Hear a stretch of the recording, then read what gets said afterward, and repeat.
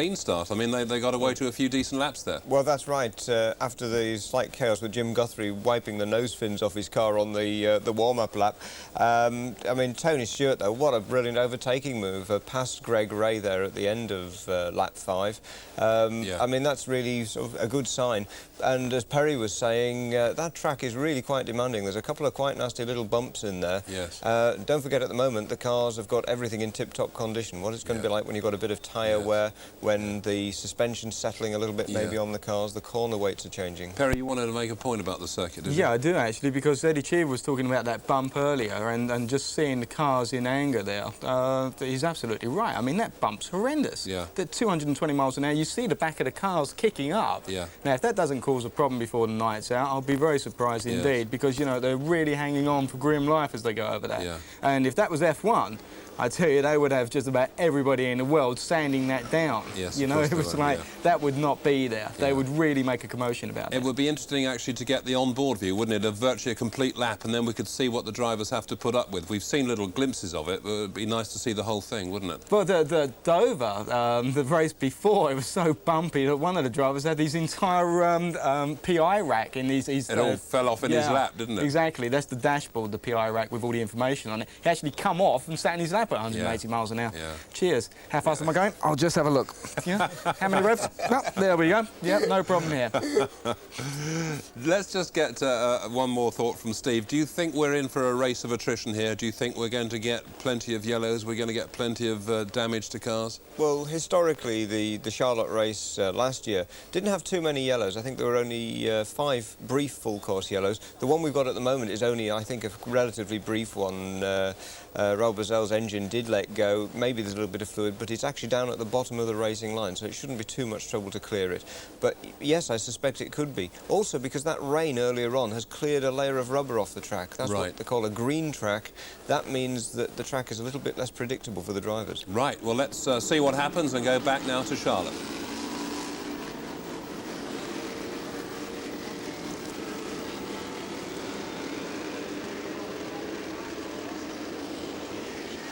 Field having just gotten the 1-to-go signal. We told you Sam Schmidt had come down the pit lane for an unscheduled stop early. Vince, what are you hearing? Well, Sam Schmidt did have a problem. They brought him in. They thought there was a small fire on board, possibly just because the exhaust was too hot. They sent him back out on the track for a couple of laps just to see what how the car reacted. Right now, they're not exactly sure. Larry Nash, the team owner, you see is back behind me. Constant communication with Sam, talking about how the car feels, maybe to get some identification as to what went wrong and caused that early pit stop. A lot of bad luck for this team. They hope to turn the fortunes around tonight. Yeah, they blew an engine here on Thursday afternoon. It was a fresh rebuild at the time. Gave no warning. Sam just blew up. Yeah, Vince and Bobby. Also, Jimmy Kite came into the pits under that yellow and did some adjustments. So you might check that out for us, too, if we could. We'll update on that as green flag is back in the air. And on lap 14, Tony Stewart quickly up through the gearbox.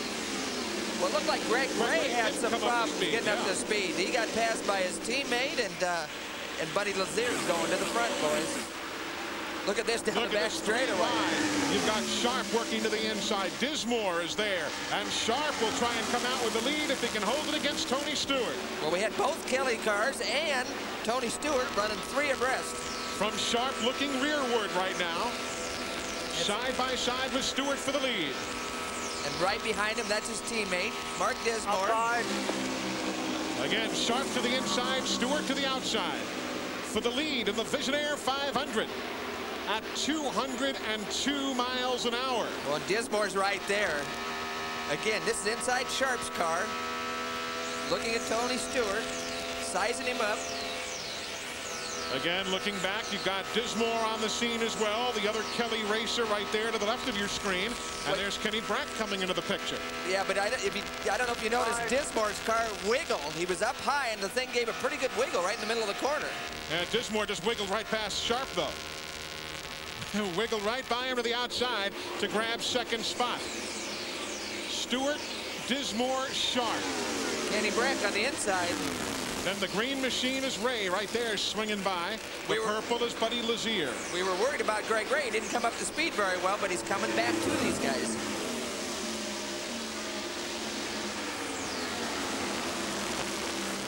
Sharp, nice and calm. There's Dismore, number 2 on the screen there, behind car number 1, Tony Stewart. Stewart has led every race this year. He's led 17 of the 20 races he's been in. Well, this is pretty good stuff at 215 miles an hour, Eli. Again, there's Ray, part of that Texas connection. He's from Plano as they go around Jimmy Kite in that Royal Purple machine. Yeah, he made a stop earlier, and they obviously have some problem that they can't get a grip on. Riding again with Sharp, looking back towards Ray right behind him. Sharp is in 4th, Ray in 5th. Down the back straightaway, just entering turn 3. Hear the throttle, hearing blurping the throttle, Eli. He's just trying to get through the corner with as much pedal as he can get. Around Guthrie's machine they go, putting him a lap down. In that blue number 23. Well, again, we didn't find out what exactly happened when he knocked the nose off on the pace lap. Couldn't have been good. No. And there's the spread, 0.3 of a second from first Stewart back to Dismore in 2nd. Dismore, of course, if you're new to IRL or Indy cars in general, he's the guy who had that horrific crash in practice back in 1991 for the Indy 500. You might remember seeing it. Totally destroyed the car, nearly did the same to his body. Basically had to relearn how to walk that entire summer. And here he is back racing and racing well, of course, many years down the road. But that was a scary time for him back in 1991, as you may remember. Yeah, it really was. And this guy, look at this wheel to wheel. Oh, great battle right there. That is for 4th spot. Sharp in the orange and yellow, and Ray in the green. That is for 4th and 5th. That interlocking the wheels and then wiggling, that isn't a good way to grow old, Eli. I know that. That's the voice of Tom Sneva. I'm Eli Gold. Vince Welch and Bobby Gerald are on the pit lane and in the garage for us here at Charlotte tonight. We are live on TNN Motorsports, the Pep Boys Indy Racing League. Raul Boisel, we told you earlier, brought out the first caution and apparent blown engine at lap number 9. Let's get the update on him in the garage. That's right, Eli. Still down here on the pit lane, but Raul, how disappointing is this? 2 weeks in a row with a blown engine. Oh, it's very disappointing. This is the 4th race they don't finish, and normally that's in my curriculum. That's not really happen. I always finish races, and it's frustrating because it's not I can do it. You know, it's just no warning on the engine. Just blew up early this stage of the races. Not fun. We're sorry to see you out of it. This was to be Raul's first night race tonight. It lasted only a few laps, Eli. Sure did, as the leaders go around that blue machine of Stefan Gregoire. Well, they got to traffic, Eli, and Dismore just blew by Stewart as soon as they caught traffic. I don't know if that's a traffic situation or Tony's car's going away a little bit, but Dismore's gone. Matter of fact, the last lap, Dismore at 213 miles an hour, Stewart at 206. So a significant difference. This last lap, Dismore 210, Stewart at 205.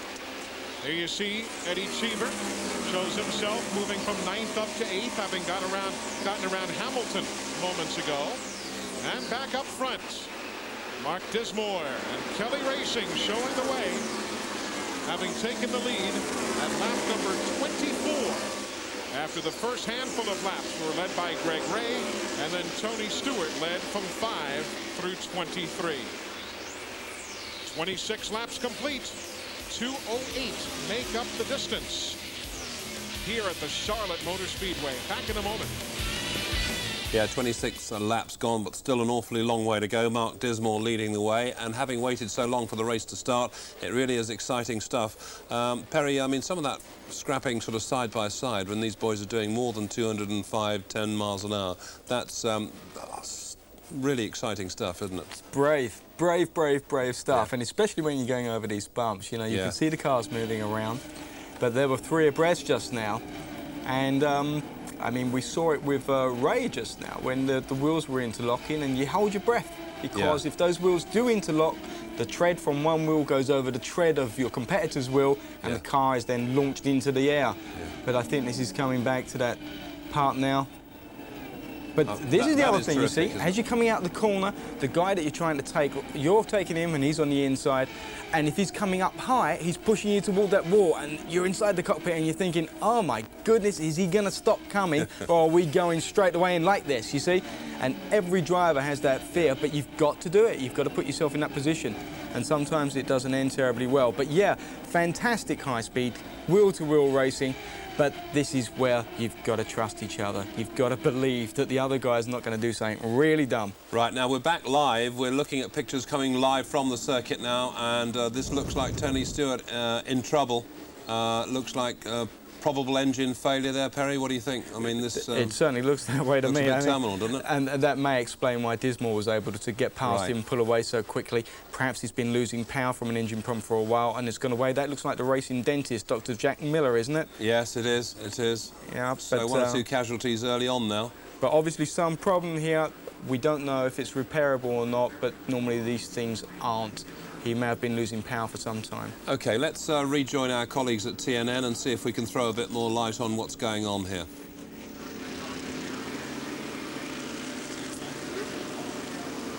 We are back at Charlotte under caution. Remember we told you that Tony Stewart had dropped to 6 and 7 miles an hour off Mark Dismore's pace. But while you folks were away for a few moments, the smoke erupted from behind the Glidden Menards.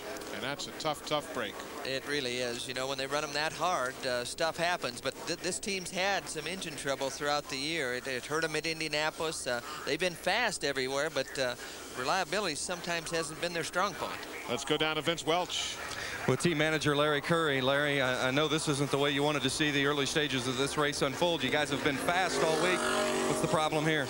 Yeah, we're not sure. All of a sudden things start smoking and we don't know yet what's wrong with it. Everything on the telemetry looked good, so. We're given no indication that there was a problem? None. So, same old story, it seems like.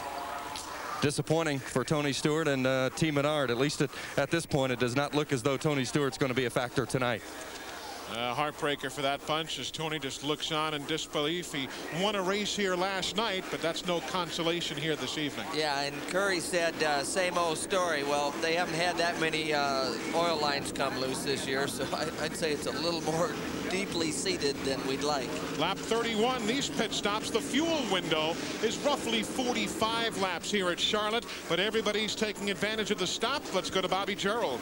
Buddy Lazier just coming in, getting a cool drink of water, and they're in and out of here very quickly. A nice stop for Ron Himmelgarn and company. Buddy Lazier, the 96 Indy 500 winner, won here last year. You can see Sharp just barely beat Buddy out of the pit, so the Himmelgarn team had a great pit stop.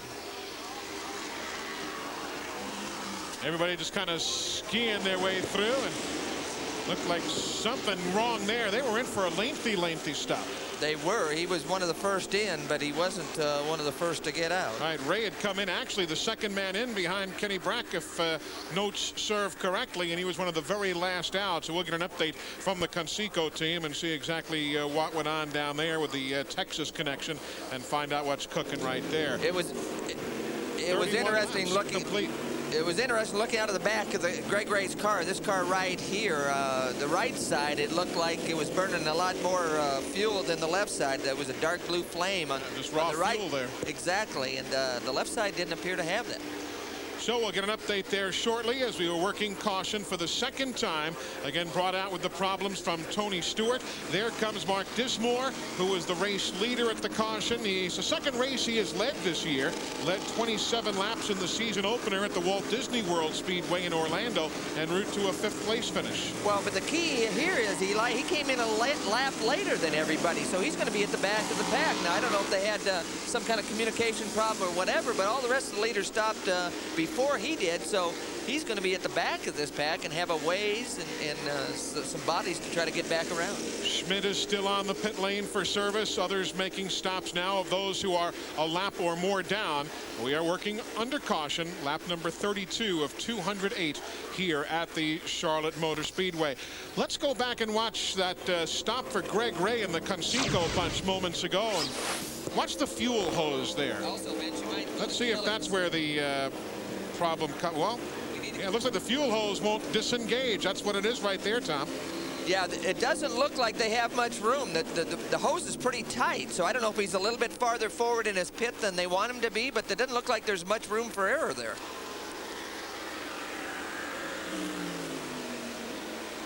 So that's what transpired moments ago on Greg Ray's stop, as the field will be getting the 1-to-go signal.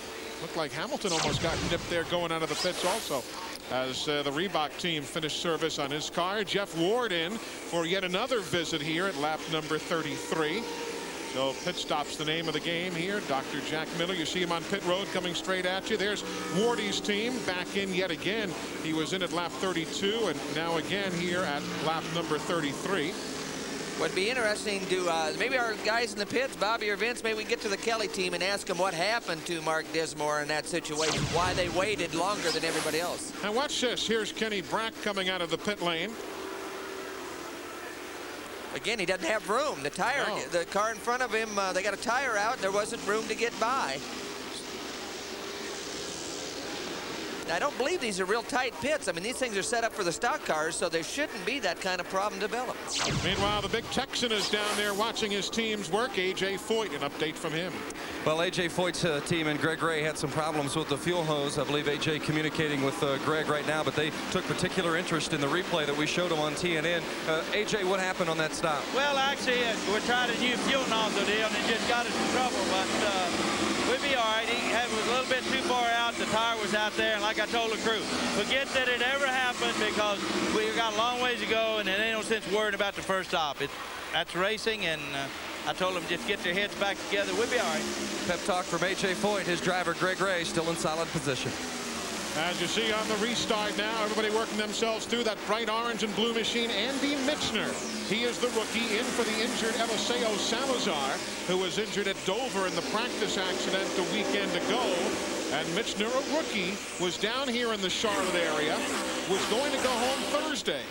They called him, said, you want to run the car? He said, you give me a couple of dollars and an airplane ticket home when the weekend's done, I'll do it. But there is Sharp now, who has made the move and taken the lead away from Michner.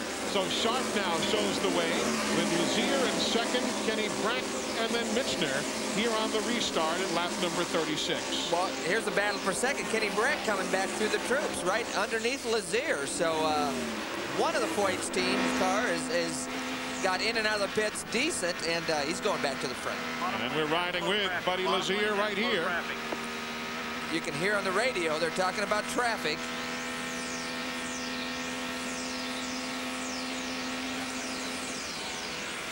Tony Stewart has just come back out onto the racetrack.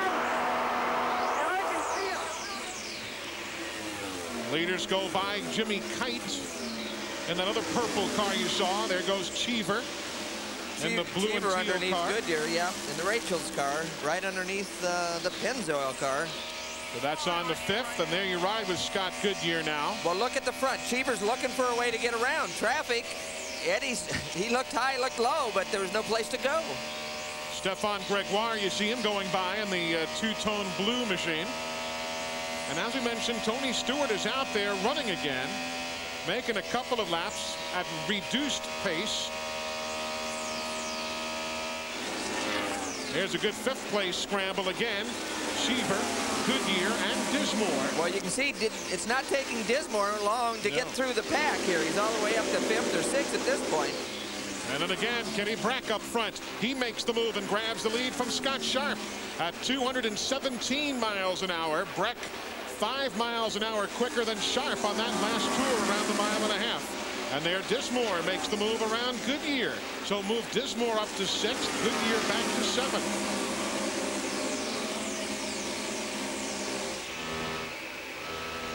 Running with Scott Sharp now. You can see there he just shifted gears. He changed the gear position. Again, they've got 2 or 3 high gears that they can select from, and he just chose a different combination than he had before he got past. The winner at Dover Downs International Speedway, you read the numbers, 209. Again, that's the screen on the, it's a digital situation. He can punch up any kind of readings he wants. If he wants temperatures, he can see that. If he wants speeds, he pushes the button and gets, that's what he's on now. So they've got a lot of technology in these cars, and they can really see a lot of what's happening. There you see the telemetry.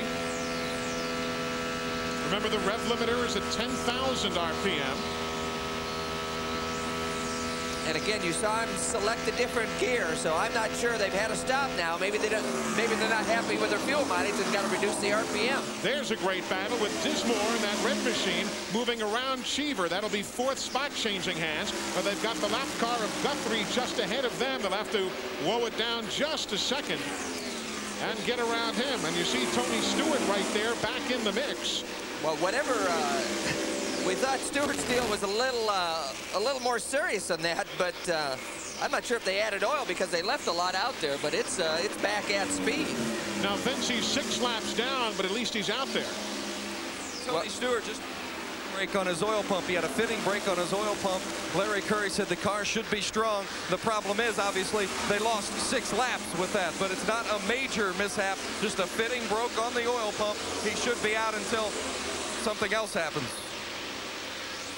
Well, again, that could be, you know, related to the roughness of these racetracks, and I don't know if it's the same piece they had at Dover last week, but that causes a problem. Look at Lazier. He's down to 195 miles an hour now, so he is some 16, 17 miles an hour off the pace.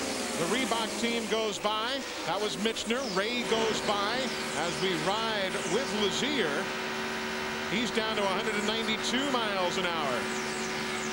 And being bypassed, he's all the way back to 8th. There goes Goodyear, so he's back to 9th. So something amiss.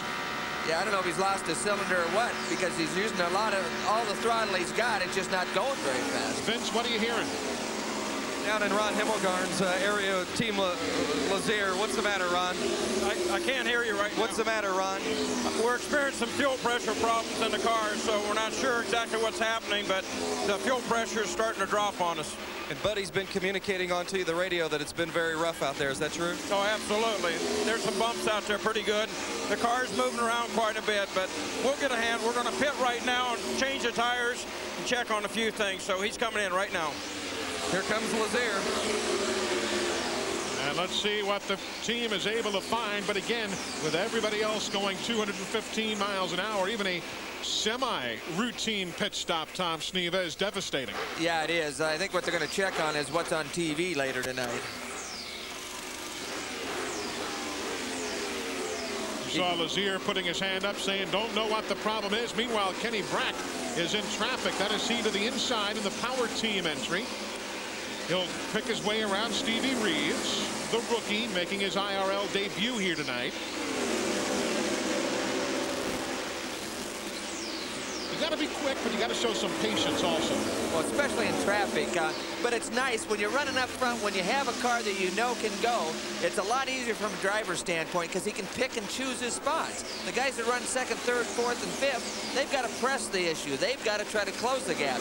But when you've got a good race car and you know you got a good race car, you can be a lot more conservative in traffic. Jeff Ward in that orange and white machine.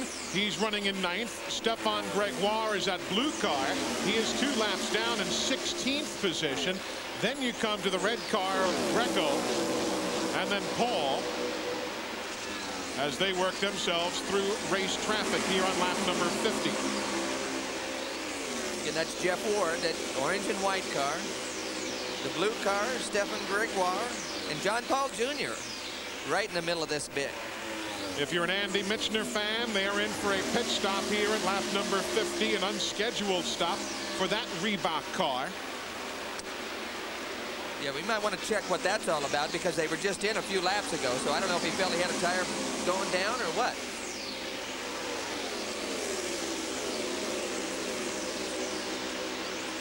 There again, Tony Stewart, middle of the screen, just joining us. An oil fitting problem earlier in the evening. He is now being shown still 6 laps down in 20th position.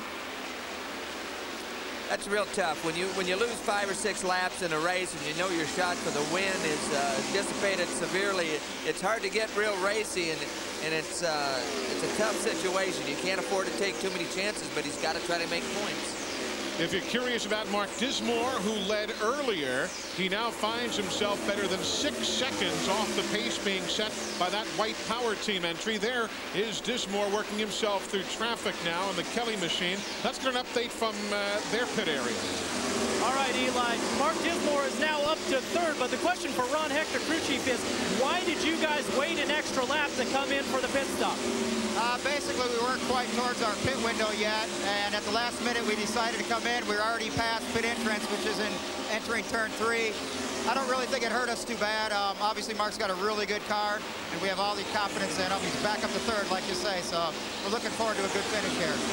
Mark is charging, and that should answer your question, Tom Sneva. There was some speculation in both Dismore and Sharp's pit before the race that they would try to make this a 3-stop race.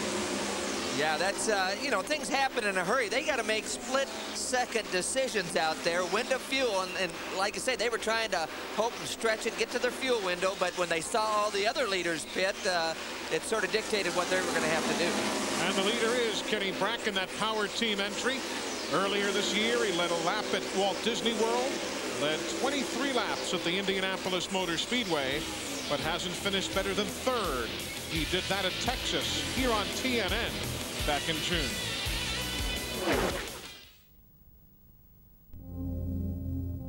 Racing has been my whole life. When you're out there, you're alone in a world of concentration.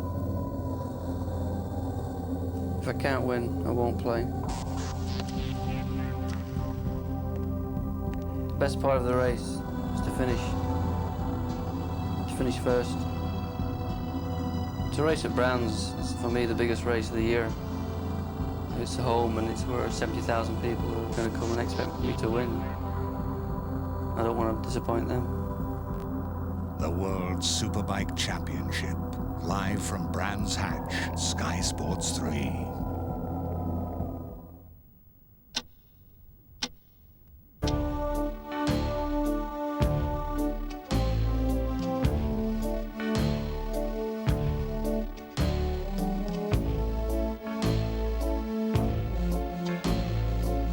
P&O Standard Line, where time sails by.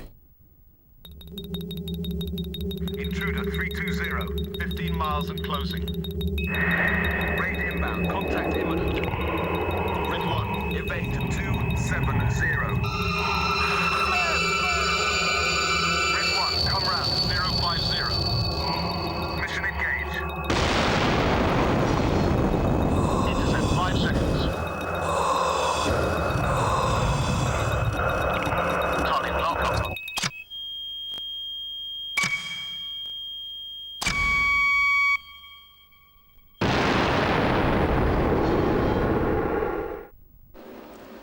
Welcome back. You're watching the Visionaire 500 from the Charlotte Motor Speedway. Terrific action, and we're certainly enjoying what is turning out to be a very exciting race.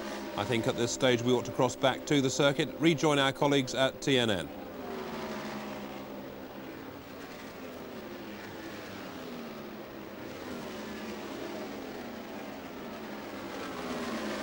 Breck ran real good at Dover. He had a problem early. They had a fuel injector problem, and so they had to stop early. They got down a bunch of laps, and I know Kenny was real frustrated because he thought he had a race car that was quicker than anybody all day at Dover.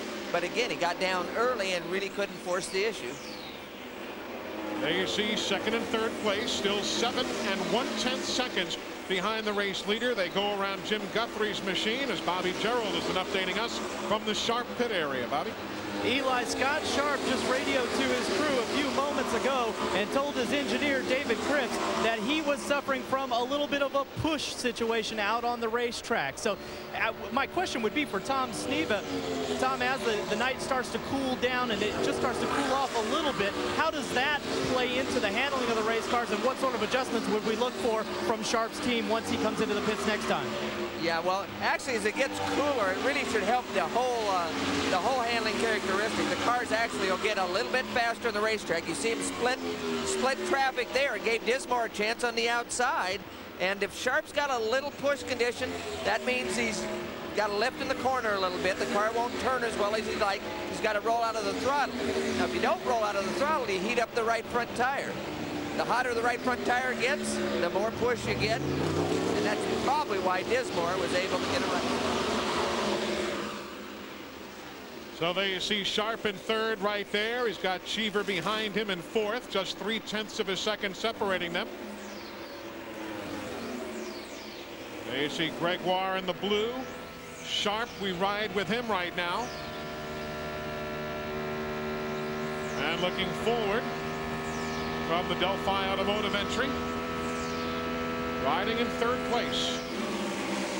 Here's Cheever now. Cheever's come all the way up to put a little pressure on Sharp.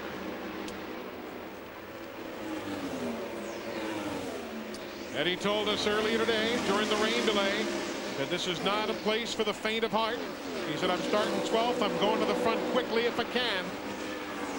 What's real interesting to watch qualify, some of these teams don't qualify as well as others, but Cheever got it. We're watching Eddie, and there it goes up in smoke. Running in fourth place, Indy 500 champion Eddie Cheever. Well, again, they always run best just before they let go, and that's got to be disappointing for the Rachel's team. And caution on the Speedway at lap number 71. Eddie Cheever. No sooner had we bragged on him. It's kind of like being on the cover of Sports Illustrated. We brag on a guy and he goes up in smoke. And Bobby, a lot of long faces down there in the Rachel's pit. That's right. I'm with Owen Snyder. And Owen, we saw the big puff of smoke. What did he say? I said motor, you know. I mean, that was pretty close, but you know, we're running good. You were certainly running good. Is this a terminal problem? Well, I would say so. I would say so. Yeah, anytime they throw out that much, it's usually something really wrong with it. So, you know, we'll have a look, but I think we're done for the day, you know. Tough break for Owen Snyder and Eddie Cheever and his team. Keep in mind, though, guys, we did see the smoke earlier big time from Tony Stewart, and he was able to get back out in the fight. But Eddie apparently thinks it's done. And you know something, these stock block V8s last year, Tom, they were waiting and looking for reliability. And now that they have found the reliability, it seems as though the teams now, like racers will, are starting to take a few more liberties, and the engine is starting to pop. Well, they got to push them to the limit, and sometimes they don't find the exact limit. But you could see Bobby's question to Owen sort of startled him. What did he say in the radio? And Eddie's pretty vocal on the radio. I'm sure he didn't say just motor. I'm sure there's some other stuff that Owen couldn't tell us about. That'll be the fourth DNF of 1998 for Eddie Cheever, though the first due to pure engine failure. As you look at the race leader, Kenny Breck, who took over the top spot here at Charlotte from Andy Michner in a series of stops back at lap number 26. Let's go back to pit road. Well, here's Tony Stewart, and Tony, it's another disappointing night for you. And I know this is so frustrating. I mean, and you've had that question thrown at you before. What ultimately put you out tonight, and what do you think this does now to the title chances?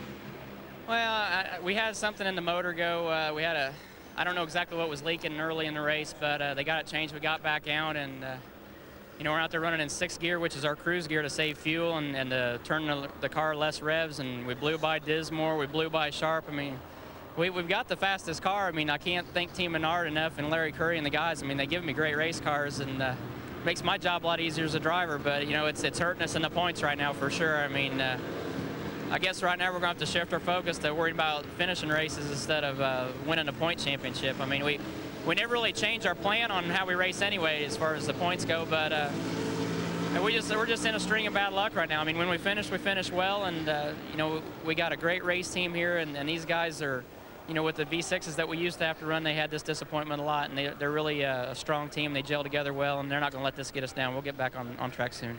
All right, well, I wish all the fans watching on TV tonight could have seen this guy last night behind the wheel of a midget. Sorry to see you out, Tony. Yeah, too bad we can't run a midget out there right now. That'd be exciting. It would be the third DNF of the year for Tony Stewart. He had, of course, the failure at Indianapolis. We were all riding with him at the time, as you might remember, on the telecast, and also at Texas. Well, tough weekend. It really is. And, you know, it's like for a racer, it's a little bit like, you know, you're real fast. You know you're real fast, but you don't finish. It's a little bit like in golf when you can drive the ball 300 miles or 300 yards, but you can't putt it. Yeah. I understand that. Nor can I drive nor putt, so I know exactly of what you're speaking. Pit stops now. The race leader is in on the top of the screen. You've got Dismore in the middle and Scott Sharp on the bottom of that triple split. Let's see what they do. Lap 76. A.J. Foyt's crew for Breck. Quick work there. You see Goodyear coming in just in front of... Well, you see the confusion. They had trouble with the air gun on the right front of Kenny Breck's car. So another pit stop problem for the Foyt team. And Sharp is going to win the exchange. He and Dismore will drag race it off the pit lane. So I guess this time it's Kenny Breck's problem. Time to have a problem in the pits, and his teammate Greg Ray beats him back out of the pits. And Ray had the problem earlier, if you weren't with us, when the fuel hose chose not to disengage. John Paul Jr. has problems also in that Jonathan Byrd Visionaire car. Well, they're trying to get the starter over there and get it plugged in. All of this at lap 76. We go back to pit road. And let's give you an update, guys, as John Paul just gets out of the pit in Jonathan Byrd's machine on Mark Dismore. When Dismore came in, they gave it a big turn of front wing, added front wing for Mark Dismore. We also anticipated the same thing coming from Scott Sharp. That was after a conversation with his engineer, David Cripps. He said they were going to add a little front wing to try to get rid of that push. So that's the story on the pit lane. We are 76 laps into the 208 laps that make up the Visionaire 500. The Pep Boys Indy Racing League is live tonight here on TNN Motorsports. Well, we are now thankfully well into this race, the Visionaire 500 from the Charlotte Motor Speedway. Let's talk to Perry McCarthy about one or two of the technical things that are happening. We heard about a big adjustment on a wing there in pit lane. Mark Dismore's had his front wings adjusted. These are aerodynamic devices which keep the car pushed down onto the track. So as the air goes across, it creates a low downforce underneath it, low pressure underneath it, which creates downforce on the car. But you can trim the car out, balance it out. If you haven't got enough grip at the front, you'll get what's called understeer. The Americans call it push. So as you've turned into the corner, the car won't keep to the radius you've set. It will actually move up, and you don't really want that because you've then got to back out the power because you're going toward the wall. What they've done is they've put more front wing on to create more front downforce. Hold it tighter. To hold it tighter. Right. The only thing they have to be careful about on doing that, pinning the nose down too much, is that it can then upset the rear. Nothing, you don't get anything for nothing in this game. Everything's a trade-off. The more you pin the front down, then you may get the loose rear, you know, and you don't want the loose rear on these tracks, I tell you. So it's so obviously they probably know what they're doing from experience. They've wound a bit on. Maybe it's going to trim it out just enough for him. Frustrating, isn't it, for the second race running for Stewart, really? I mean, the car was obviously going well when it was going well, and he was driving brilliantly, but he's out again. Yeah, I mean, he's putting some really good moves on the others out there. I mean, when he first pitted because of the problem, he then came back out and caught Dismore very quickly indeed. Yeah. But you just kind of had a feeling that that problem wasn't going to go away, really. And somebody else who may have a problem, Kenny Breck, when he came into that pit, I'm sure I saw some smoke coming from the back of his car. Yeah, so, as he slowed down just before he stopped. It could be he locked his rears. I didn't see it properly, but we'll need to keep an eye on poor old Kenny there. We'll talk about Kenny Breck a little bit later on, but right now I think... no, I tell you what, we've just got time briefly to touch on Kenny Breck. Steve, tell me a little bit about him, because you're involved, I think, with his management. Well, I worked for over a year in Sweden for a company that was involved with race management, including Kenny. And people over here maybe don't realise just how important it is in Sweden. He is their biggest racing star. When there was talk in '95 of him going to Arrow's Formula 1, the Swedish press switched to Formula 1. Now, all you get on the Swedish TV is the IRL. OK, well, let's go back now and see what he's going to do. Let's step back to 1 year ago, the inaugural Visionaire 500. Buddy Lazier, the eventual winner, but not before this thrilling 200-mile-an-hour battle through traffic with Billy Boat in the number 8 Conseco car. Then June of this year, blinding speeds at Texas Motor Speedway. This time it is Greg Ray who must settle for second as Boat in the green Conseco car takes the trip to victory lane at the True Value 500. But then on lap 92 at the New Hampshire International Speedway, the New England 200, Billy Boat met with misfortune. In that accident, he suffers a broken left femur. It's left him sidelined for this year's Visionaire 500. But we are tickled to be able to welcome him to the broadcast booth here this evening. Though, Billy, we'd much rather be talking about you out there on the racetrack. Great to have you along here tonight. Thanks, Eli. I can't say I'm happy to be here, but it's nice being up here in the booth with you. quite a run right there for a fella you know well, the power team entry, your A.J. Foyt teammate. They have run awfully well. Absolutely. You know, Kane and I had lunch today, and he said he was ready to go, and I think he's fired up. But Vince, they had a problem on the pit stop moments ago, and they're back in 6th. What's the deal? Well, you see the air gun right here. They had an air gun failure on the right front, and it cost them a lengthy stop. Otherwise, they were just going to add a little wing in the front. Otherwise, the run has been terrific. Tommy LeMans told Kenny Breck, don't worry about it. We've got a long way to go. Be patient. We'll get back to the front. And the green obviously displayed here at lap number 80, complete on the board of 208. Scott Sharp is the race leader. Jeff Ward is second. Mark Dismore is third. That yellow car for Goodyear is fourth. Breck is now moving up into the 5th spot as he bypasses Greg Ray on the start. And Billy Boat, it's got to be so tough, not only just being out here, but just watching somebody else in your ride, even though you know you're going to be back in time for the next race at Pikes Peak. Absolutely. It's kind of like having somebody else take your girlfriend to the prom. You know, it's you got to sit back and watch. And, you know, Greg's doing a great job tonight in the Seco car, but I definitely like to be out there. Look at this, 4 wide here at Charlotte. Well, it's not taking Kenny long to make up for the pit stop problem. I mean, he's just running right around the bottom of the racetrack, Eli, and going to the front. You know, when we tested here, we both had great race cars, and I think Kenny really feels a lot of confidence right now, and I think he's looking to go back to the front. You know, the weird thing we were talking before, Billy Boat, the fact that both of AJ's teams have practiced pit stops here, and though you're the two teams that have had problems here tonight, it's strange how that happens. It is. You know, AJ was very adamant about having good pit stops tonight, and now we've had problems a couple times, but they'll come back from it. Riding with Scott Goodyear, you see Greg Ray going by in the Conseco colors there to the left of your screen. He's in 5th. Ray is. Goodyear in that yellow Pennzoil Panther running in 6th. Well, and you'll notice a couple of these restarts, Greg Ray hasn't come up to speed quite as quick as some of the other guys. It takes him a lap or two to get going. So, Billy, any idea what that might be? The thing I can think of is maybe he's having a little bit of trouble shifting the car. Maybe they're missing a gear, or he's lost a gear in the car, and he's just having trouble getting the RPM up. Once he gets it going, though, he heads back towards the front of the pack. With Scott Goodyear moving inside of the rookie Stevie Reeves, who in that instance did a very good job just holding his line, letting the faster cars get by. And here goes 2nd spot now. Breck is to the inside of Dismore, who's to the outside. Well, you can see Breck's car wiggling. He's down low. It's real tight down there. You got to pinch the car a little bit. And it got maybe a couple more wobbles than he wanted to feel out of that thing. I think Kenny got on the brakes real hard right there. What he had was behind that lap car, and it got a little exciting, I think, for him for a minute. Yeah, you have Tice Carlson there in that car that's painted like Tony Stewart's machine. That was one of Tony's backups a week ago at Dover, and they just didn't really want to force the issue there. Well, Kenny will wait a half a lap or two, wait for the heartbeats to come down slightly before he goes back after him, Eli. Took over the lead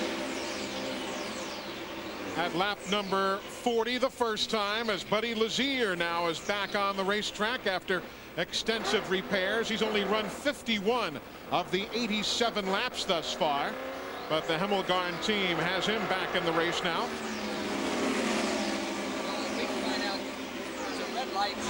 There's Breck. Right now, 3.5 seconds off the race leader, Scott Sharp.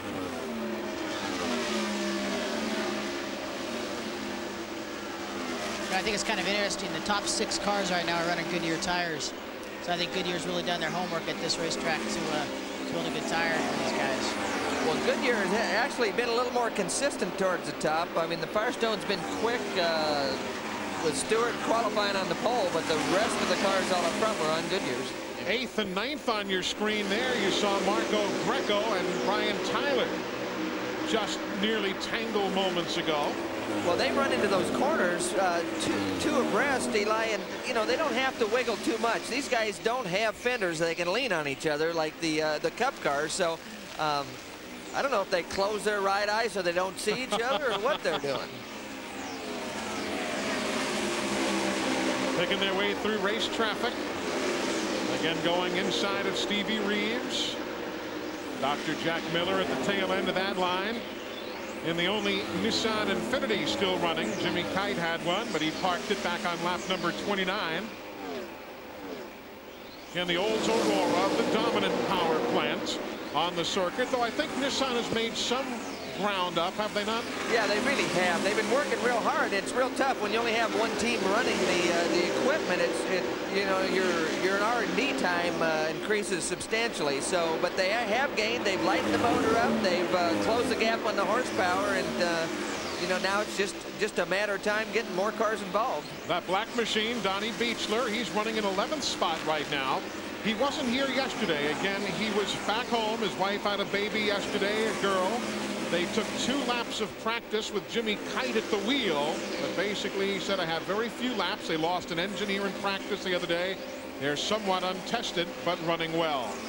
That man is not untested. That's Scott Sharp, a veteran, a winner a week ago, and leader tonight here in Charlotte. He's a wanted fugitive. They'll drop the charges if Bart makes a public apology. Apologize and we get a free trip to Australia? Bart versus Australia. Show them what American butts are made of, son. He's gonna give them a bum deal. My county needs me. There's a twister coming, but is he the man for a crisis? When I have this uniform on, I'd appreciate a little respect. Of all the Army barbers I know, you're the bravest. Set your moose on stun there, Bill. Simpsons at 6, brand new King of the Hill at 7, tonight, Sky 1. Everyone knows the old rules of photography. Oh, that's right, film direct sunlight. But Kodak Gold Ultra breaks them all. Oh, using the same film in here. Kodak Gold Ultra performs brilliantly in almost all conditions. Too dark! If this film isn't in your camera, imagine the pictures you'd miss. Kodak Gold Ultra, film for all conditions.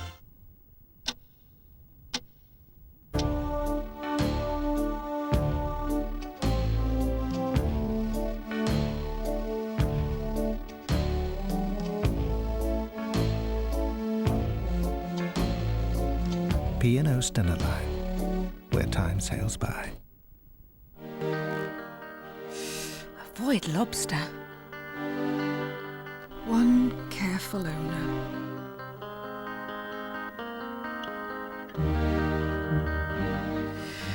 Tough life. Can't resist great offers. Love boots. Welcome back. You're watching Sky Sports coverage of the Visionaire 500, the race from the Charlotte Motor Speedway. We're well into the race now. Perry McCarthy and Steve Slater are watching the action with me in the studio here in London.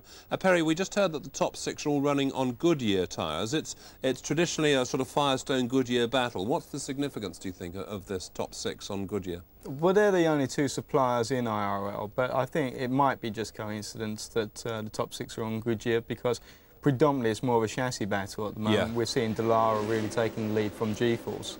And so, you know, the cars are maybe working better and supplying. The geometry of the suspension is maybe helping the tyre a bit better on that. Right. But like all tyres in any race situation, they've got a bit working temperature, because if they start to lose temperature, they won't be as sticky and you won't have that down, you won't have the grip. And thankfully, Steve, as we watch live pictures from the circuit at the moment, waiting until our American colleagues come back live, conditions are looking good now. Still looking good. The weather reports are that there was still a slight risk of showers at the start of the race, but the action continuing there. And of course, Kenny Brack, our European representative, holding up the honours pretty well. OK, well, let's hope he manages to continue that. I think in a moment we can cross back to rejoin our colleagues at TNN, and we're going to watch the action right now. Let's go back. There's a little bit of traffic here, and Sharp might have had to roll out just an ounce, but Dismore had to run off the corner and just blast by. You can see the traffic, though. I mean, these guys are hustling these cars down in the corner, but look at Dismore. Right in the middle of the corner, he's able to get back after the throttle and just drive around these guys. Third time he has led here today. Led laps 24 at 3:30. Again, lap 32, and Vince, the Kelly bunch, is awfully excited. That's right, Donna Dismore. You're looking at her now, Mark Dismore's wife, as she watches the replay of Mark passing Scott Sharp. And maybe the most cautiously optimistic man at the racetrack is Tom Kelly, the owner of both those cars. It's a good feeling seeing your guys run 1-2. Yeah, I just don't want to race too hard against each other. We want them both to finish, but they're really, both cars are running well, and couldn't be more pleased. How does this work for you to your advantage as teammates running 1 and 2? Well, number one, we can tell how the cars are handling and compare notes on that, but they can sort of watch for each other and help each other out, hopefully, before the end of the race comes. So it does definitely help us to have both cars up front. Tom Kelly of Kelly Racing, his team's is 1-2 right now with Mark Dismore and Scott Sharp. And Billy, you know, we've not talked much about, let alone the car that you will be driving, but that guy right there, Jeff Ward, that orange and white machine, cutting his way through traffic pretty well. Yeah, Wardy's been running real fast. Looked like he got held up in traffic just a little bit there, and Greg got a run on him, and I think they're going to be racing for that position real shortly. Well, actually, Ward is very fast, and Greg's right there. Traffic's always a factor, and who anticipates and predicts it the best is the guy that's going to get through the cleanest. It'll be halfway next time by as Andy Michner makes an unscheduled pit stop. That's at lap 103 as that Reebok car is in. There you see the rundown, top left of the screen. Oh, gee. Man. That could have been big time right there. That's right down the straightaway. You get flipping there, and you're not going to stop till maybe February. I bet Dismore's heart's beating right now. What do you think? I would think, definitely. As we see a great second place battle shaping up there as Breck and that white machine inside of Sharp got him for second spot. Well, I think it surprised Sharp a little bit. You saw him wiggle to the outside. That usually indicates that he was real surprised by that move. Look how smooth Sharp is on the wheel there as we see the leader Dismore go around John Paul Jr. When we got that look at Sharp there seconds ago, very much like a week ago. Trouble. There's Sharp. Sharp in problems. So Donnie Beechler involved too. Yeah, he caught Beechler. Beechler just got nicked as a result of that. Caution on the Speedway, lap 105. That's Beechler there. You can see the right rear tire where he got hit. It's knocked the tire off the rim. So Scott Sharp right there, and Donnie Beechler. Tangle coming off turn number 4. Well, Scott's getting out of the car. That's always a good sign, but you can see the right rear removed from the vehicle. Came to rest pretty close to where the vehicle stopped.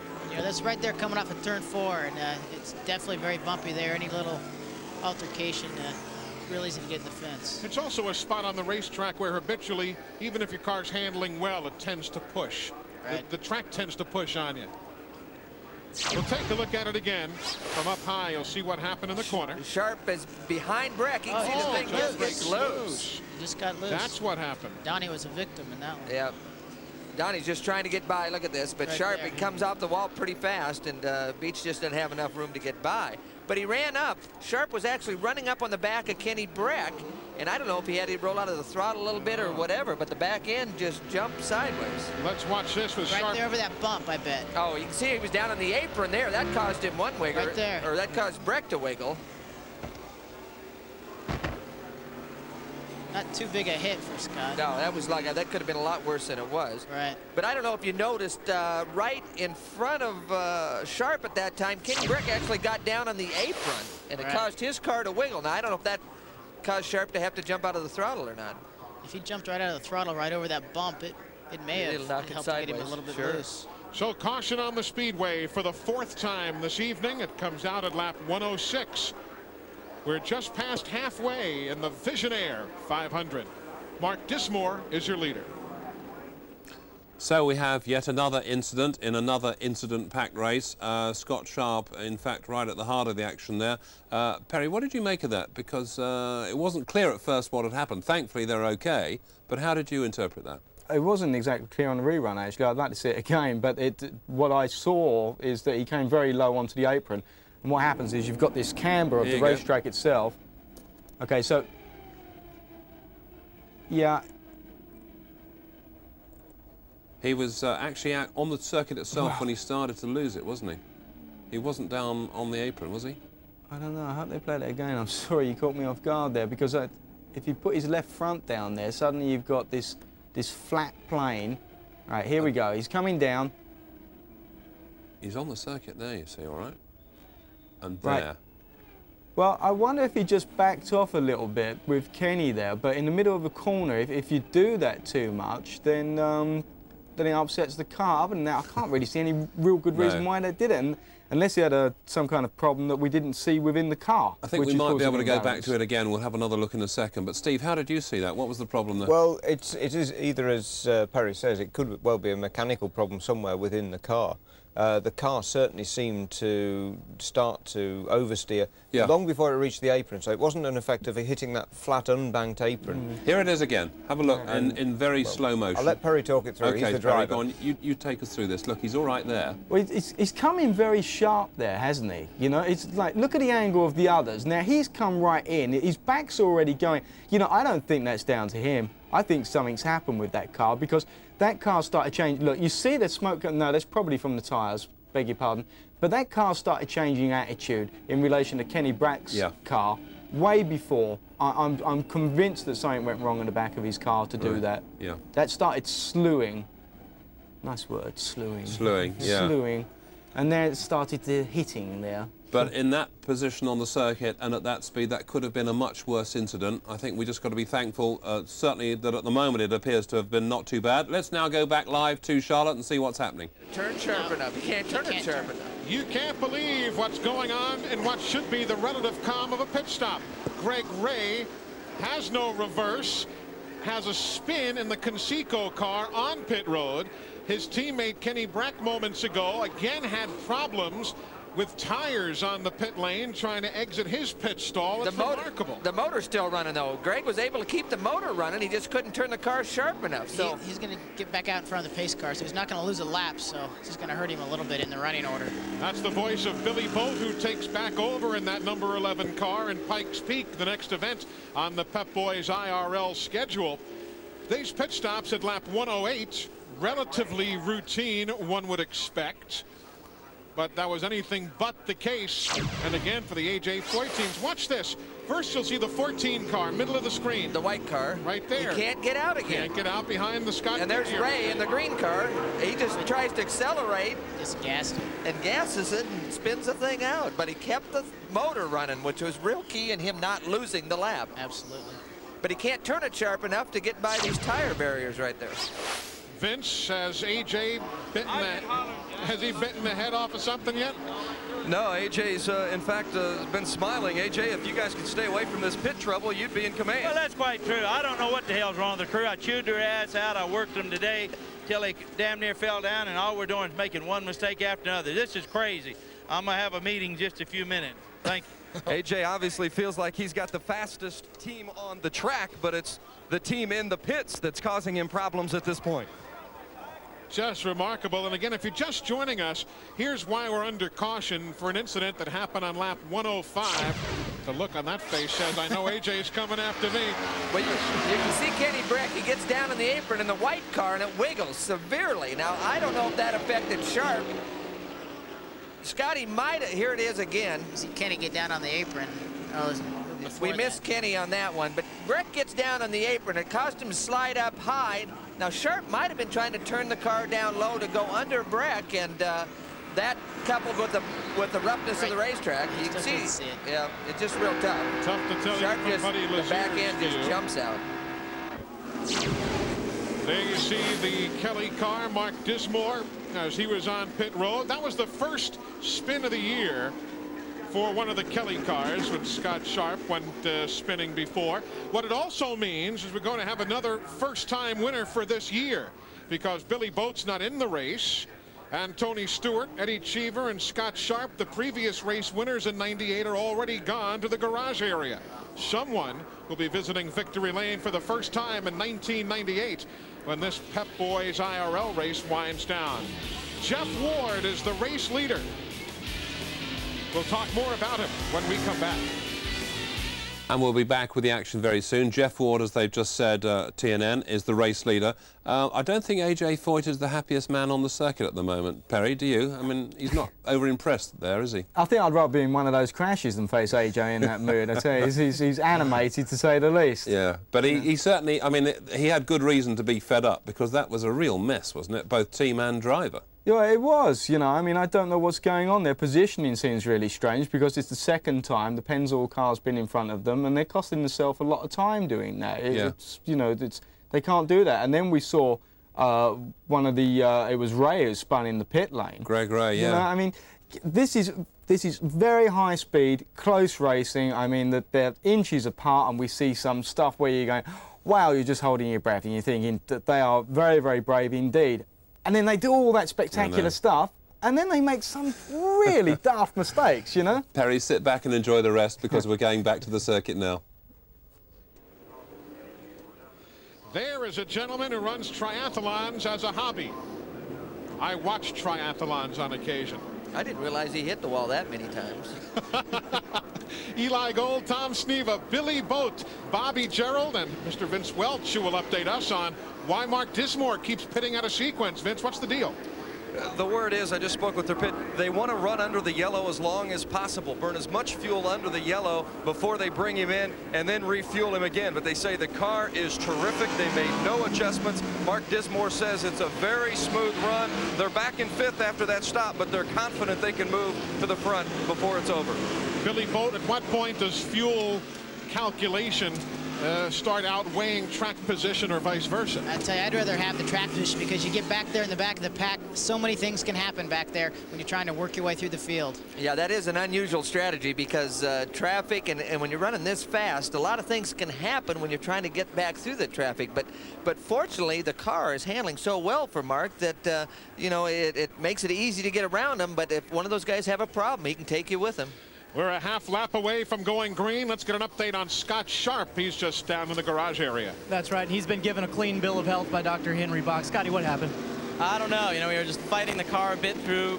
It seemed like it was sliding around a lot all day, and we tried to tighten it up, and it ran really good off that last restart, and then just started to go away a little bit. And I ran through 3 and 4, and all of a sudden just snapped. I mean, it was gone.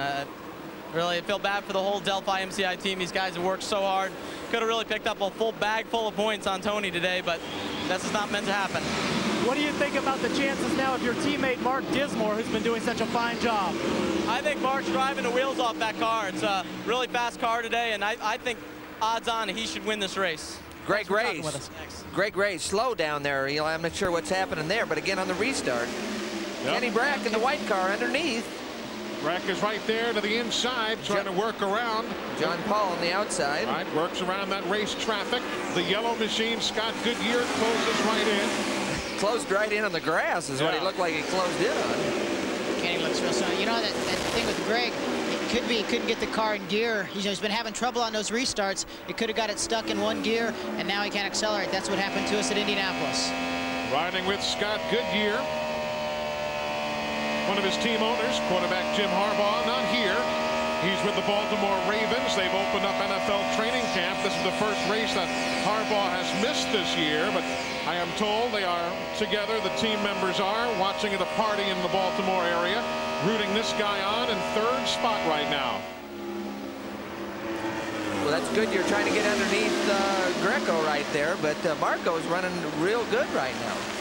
And finished 3rd at Dover a weekend ago, and that's the only car that team has for Marco Greco. Dick Simon and the guys went through it totally here this weekend as Greg Ray makes it down pit road right now. He'll come into the attention of the crew at lap number 116 as you watch Goodyear work traffic in his 3rd spot. Yeah, and Billy, you indicated that transmission problem is what you had at Indy, and you think it might be similar? It seems like the same kind of situation. You can see they're looking at the back of the car right there. You know, trying to figure out what it may be. If it gets stuck in 2 gears, they got to pull out a little tong there at the back of the gearbox. You can see crew chief Craig Baranowski down there trying to do that right now. You have to just pop it out of the gear so it gets stuck in 2 gears. Yeah, it looks like they got the speed wrench on something, trying to take something off back there. Pull that rear cover back. Vince Welch, you got a better angle. What are you seeing? Yeah, again, just to kind of reiterate what Billy said, it is indeed that same problem. The car just won't come out of gear, so obviously it's not going to be any good out on the racetrack. So again, they brought it in. Now they've got some smoke coming out of the back end. So it's just been a day that has continually gotten worse for Greg Ray and the Conseco AJ Foyt Racing team. They've now lost 4 laps and remain on pit road. They will likely lose yet some more as you see the rundown. Not talk much about the number 81 team. Brian Tyler now with a solid 6th, although he's already a couple of laps down. Well, we got some great racing going out there, Eli. I mean, these guys are battling, and it might not even be for position, but they're having some good battles out there. 208 laps make up the distance. You see 118 are complete. We've had 4 cautions.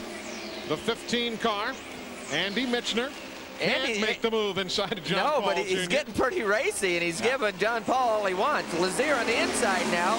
Andy had to roll out of the throttle there a little bit and gave those guys behind him a pretty good run on him. John Paul is running in 10th, and the other fellows are further laps back. In the case of Michener, he's back in 12th, and Lazier running back in 19th. None are on the same lap, but still a good scramble, Billy. Mark Dismore there, who's probably got the faster race car, trying to come up through the field and get by him.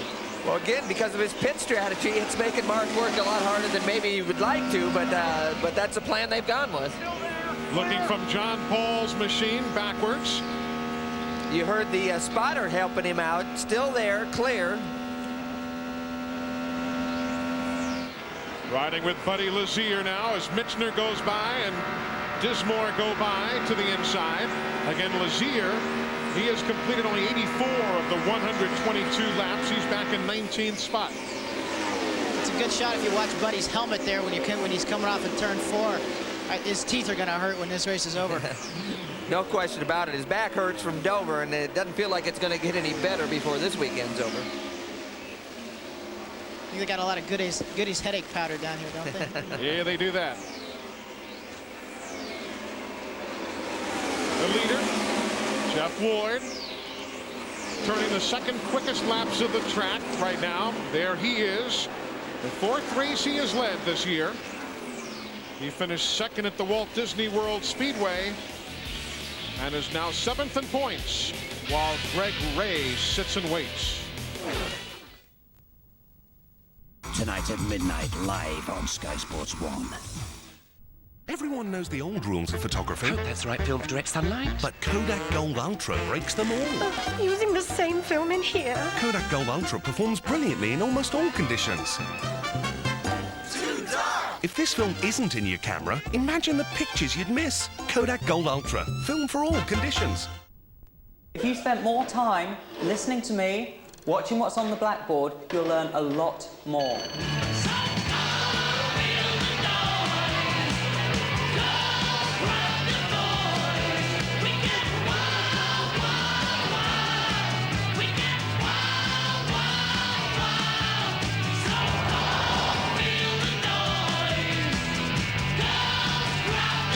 The new Fiat 600, be small again.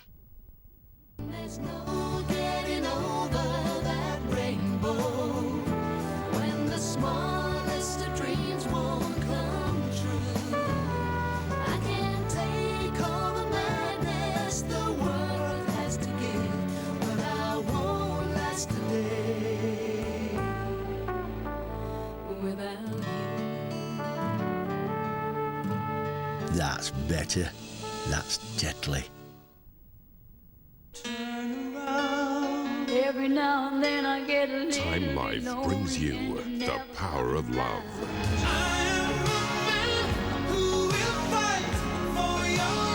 Start with 24 sensual love songs for the TV offer price of just £7.99.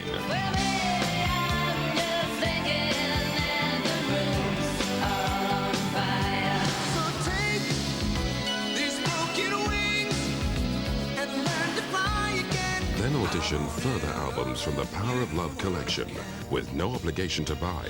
Call free on 0800 444 866 now.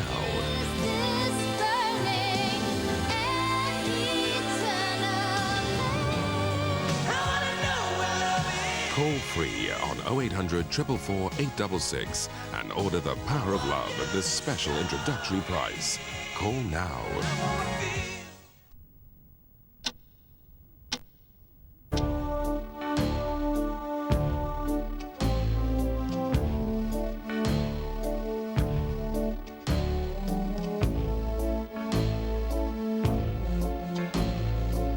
P&O Standard Line, where time sails by. Avoid lobster. One careful owner.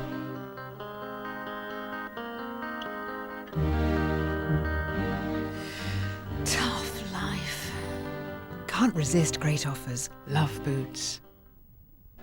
Welcome back to the Visionaire 500, coming to you from the Charlotte Motor Speedway. When we left the action, Jeff Ward was leading the way. Let's now return to our colleagues at TNN. They got a yellow. You can see the lights on the in-car right above the steering wheel inside John Paul's car. They're blinking on. That indicates to the driver there's a yellow on the racetrack. Tice Carlson right there, and turn number 2 comes to a stop. That's the car that Steve Knapp would have driven. But in that rule that the Indy Racing League has, I guess the best way to call it might be a 7-day knockout rule or something. After getting a slight concussion a weekend ago at Dover, Dr. Bach just wouldn't clear Knapp to drive, so Tice Carlson took over for the weekend. Yeah, Knapp hit the wall real hard out at Dover, obviously, but I don't know how these doctors tell when these drivers are not goofy and when they are, you know? How do you tell where they started at? Really? Yeah. Dr. Bach's pretty good, though. He's been a little more on the conservative side. You know, I wanted to run here, and he told me I probably shouldn't. But you know, they take really good care of you. The whole IRL staff does, so they do a great job. And if they err on the side of conservatism, you really can't argue with that. Meanwhile, we talked a lot about Davey Hamilton in the pre-race segment of the show.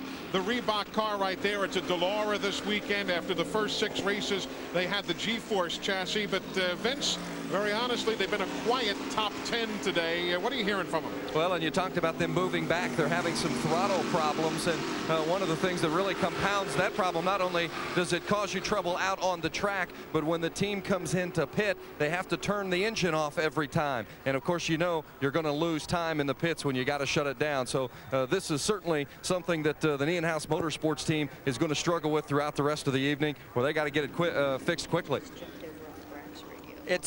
We heard on the radio early, Davey was having the throttle hang up on a little bit. He was actually having to pull it back with his toe, and the crew, they play mental games with the driver a lot of times. They say, don't worry, when the thing gets warmed up, that problem's going to go away, and I'm not sure it has. I can tell you what Davey was thinking on that comment. Right.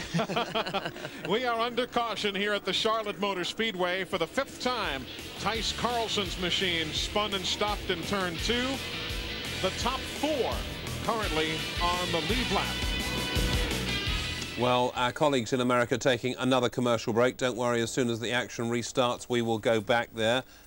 Steve, let me just ask you briefly, what do you make of the pit stop strategy that we've seen throughout this race? I mean, there have been 1 or 2 strange decisions, haven't there? Well, I'm dying to see what Dismore's crew do again in the number 28 car. Twice he's been leading the race when the yellows have come out. Twice he's missed the pit stop. He's actually gone out and done an extra lap and then had to rejoin at the back of the pack. And it's taken him till now to get back up to 4th place again. He's just giving himself so much work. Dismore is one of the fastest drivers on the track at the moment in this race. Yeah. He should be leading it. Yet he's there in 4th place. I reckon he could still win this race, but he's going to be the hardest working race winner if that's the case. What's their problem? Lack of communication or what? A little bit of lack of communication. Maybe the team manager hasn't been able to read the situation quickly enough. It may just be bad luck. He may have just happened to be right past the pit entrance just at the moment the yellows came out.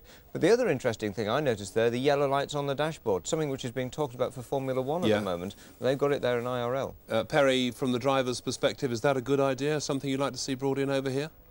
What, on the dash? Yeah, those yellow lights coming up instantly, there's a caution out. I don't really see that. I think if the lights are in the right position around the circuit, then that's good enough. You think so? Yeah, yeah. I mean, I actually had a problem in Germany last year, which my team manager was furious at me with David Price. But the yellows were set so far back away from the edge of the circuit is that I couldn't see them. So I was still merrily overtaking. You see, it would have worked for you, I thought I took those milks pretty quickly, actually, but they were slowing down. But I think that on most of the Grand Prix tracks, they'll insist on the facilities being absolutely spot on anyway, and you can normally see the yellows. So I think there's enough to look at on the And just briefly, what's your view on these pit stops? You know, Steve's told us what he thinks about this Dismore situation. It's not that clever, is it? Well, it's not, and I was puzzled by the explanation his crew chief gave as well. It was you know, we were deciding, and he made it sound as if it was some kind of strategy. What he should have just said is that we missed the deal, you know. You've got to keep track position, and they should know that, and so should Mark. And the driver, I mean, you're so dependent on the communication. I mean, the two of you need to be talking and know what's going on. Yeah, I mean, the driver doesn't want to be calculating high-speed maths all the time. You know, you've got to rely on your crew to do that. Sometimes, out of experience, you'll see the yellow and preempt what's going to happen with the pit lane, and then maybe duck in. Okay. It's got to be fast. Perry, thank you for that. Let's cross back now to Charlotte. Here at the Charlotte Motor Speedway, live on TNN Motorsports. Jeff Ward is the race leader. Kenny Brack, Scott Goodyear, Mark Dismore, the only 4 drivers on the lead lap. 5th is Harry Lyondike. Tyler is 6th. Paul is 7th. Oh, Wardy didn't take long to get gone. No, it's always easy when you got clean air in front of you. It's easy to get a little bit of a jump on some of the other guys out there. But there's some good racing back in the pack right now, and Greg Ray's back out there, so I'm not sure how many laps he lost, Eli. Ray right now being shown in 15th spot. He is 15 laps down. Meanwhile, Bobby Gerald is down on pit road. Let's get an update. We're standing alongside Mitch Davis, who is the team manager for Jeff Ward. And so far, so good. It's come into your game plan exactly. You'll have to make, what, one more stop? Yeah, we're going to make one more stop. Right now, we're racing with Kenny Brack and Scott Goodyear, and I think we got them covered. So if we get this one more window in, we'll be right on the money. They'll be hoping for a yellow flag, Eli, sometime right after lap number 150. Matter of fact, he's got it circled. Lap 158 on the chart. That's when he wants to see that yellow. They can take it to the house from there. If you're a Tice Carlson fan, by the way, they are still out there running in 14th position, being shown 10 laps down. And as you see the leader, how about a nice tip of the hat to Stevie Reeves, an IRL debut here tonight, and he's running in 9th spot right now for the rookie. It's a darn good show. Yeah, it really is, and you know, he's being real careful and cautious out there and trying to keep the thing out of trouble and just trying to get laps, because that's real important in any kind of racing tonight. Track familiarity has to help though too, Billy, with him having run a number of NASCAR Busch Series races here.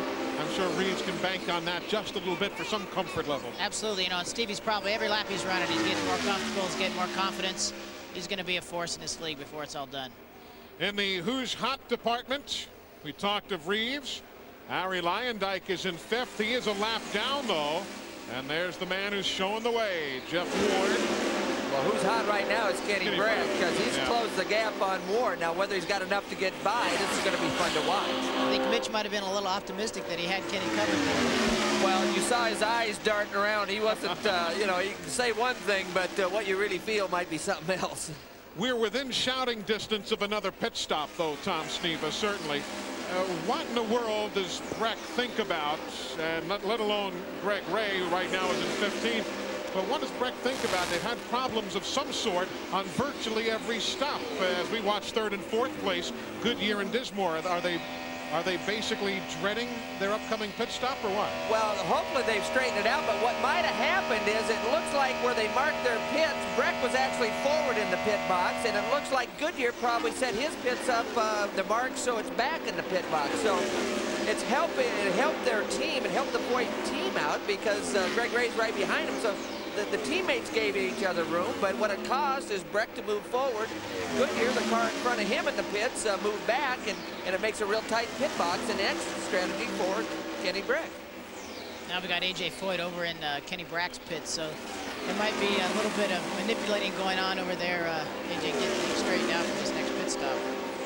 Well, it'd be real interesting, Billy, if we could get you to communicate with Foyt and maybe have him move Kenny back in his pit box to help him out in the next stop. Yeah, he definitely doesn't need that kind of problem again. Pit stops for some. Andy Michner is back in as you watch smoke coming out from Dismore's machine. Wow. Caution on the Speedway as there will be no mosquitoes in turns 1 and 2 here at Charlotte. They've just fumigated for all of them. What a heartbreaker for Dismore. That's a tough deal. Oh, man. He's had that throughout his racing career. A lot of strong runs, but not much to show for it. He did have a great run going. He was one of the quickest cars on the track. That is very disappointing for that whole team. Mark Dismore going off into turn number 1. The engine expires. He'll join Raul Boisel, Jimmy Kite, Tony Stewart, Eddie Cheever, Jim Guthrie, Scott Sharp, and Donnie Beechler behind the wall here in the Visionaire 500. You're watching the Visionaire 500 on Sky Sports. The Charlotte Motor Speedway is the setting. Our colleagues at TNN are providing the pictures coming to us live from America, and we were about to cross back to the action. They've decided to take another commercial break, so for the moment we'll continue here in the studio until the action resumes back in America. As I say, you won't miss any of the action because still under a yellow, we think, so I'll carry on talking to Perry McCarthy and Steve Slater until, as I say, the race gets underway once again. Perry, let's have your thoughts on the race so far. Slowly it's starting to take shape. We are seeing the end in sight now. Who's your likely winner? Because right the way through, we've been talking about so many different drivers. Who do you fancy might win this? I think the top four, for different reasons, to be quite frank. You've got Goodyear leading at the moment, very experienced, and even though he's not terribly old, a bit of a war horse now. He knows how to do these races. Come second at Indianapolis a couple of times, been the bridesmaid, been really close for him. Yeah. Leyendijk's now in 4th position. He knows exactly what he's doing. But stuck in between them are 2 younger chargers, both Kenny Brack and Ward as well. Now, they've been going very well indeed. We've seen the speed that Brack's been passing people, and also Ward, he's taken his turn at the head. OK, fine. Let's, just before we go to Steve Slater, we can show you a bit of VT of some action that was some overtaking in the pits. And this is always interesting, Steve, to watch this sort of thing going on.